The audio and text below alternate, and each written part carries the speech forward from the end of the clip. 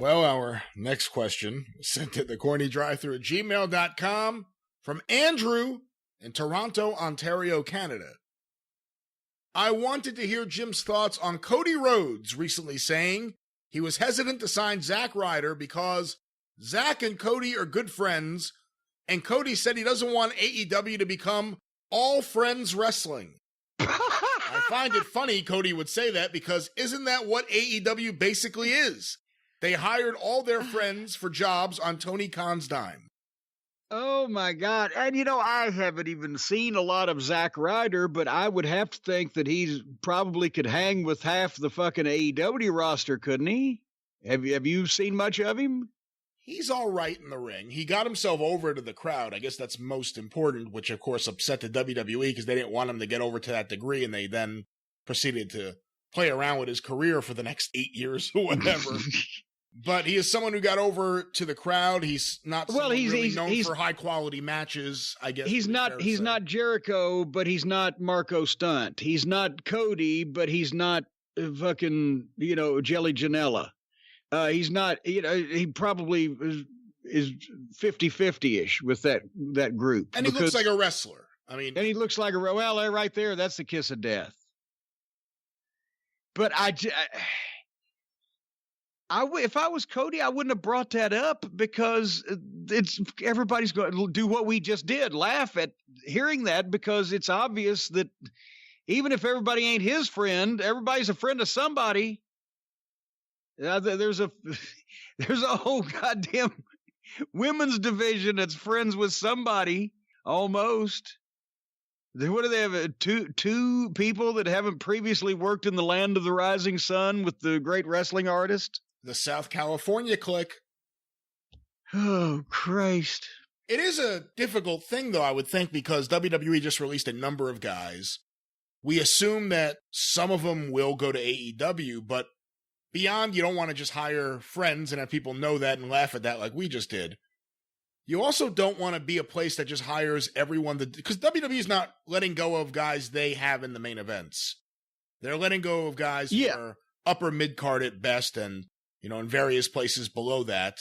Guys who may have been really talented but held back for a long time, like The Revival, Rusev, various people.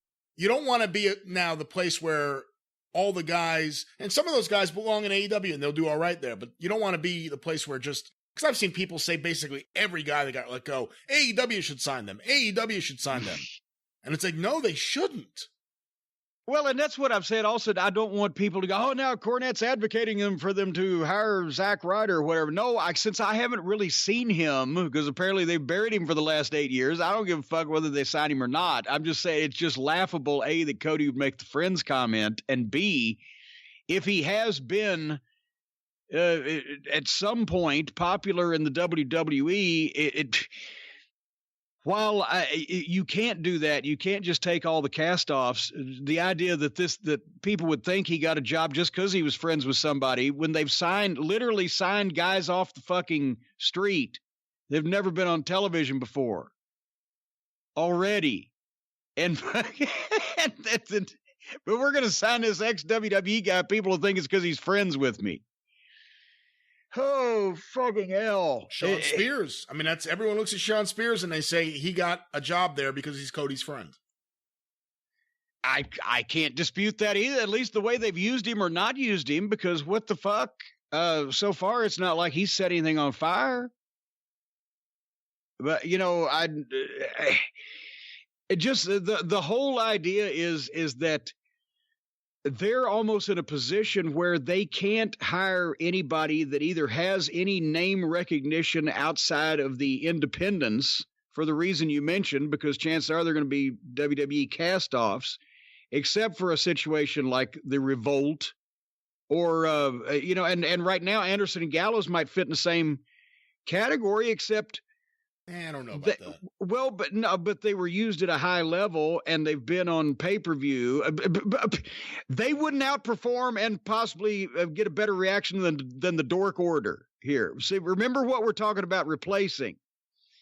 So the point I'm saying is, but now, because it's happened at the same time, they got the Revolt, which for their purposes is more important than Anderson and Gallows, because they could have a better, more believable match with the young Road Warrior Buck and his balding Buck brother. But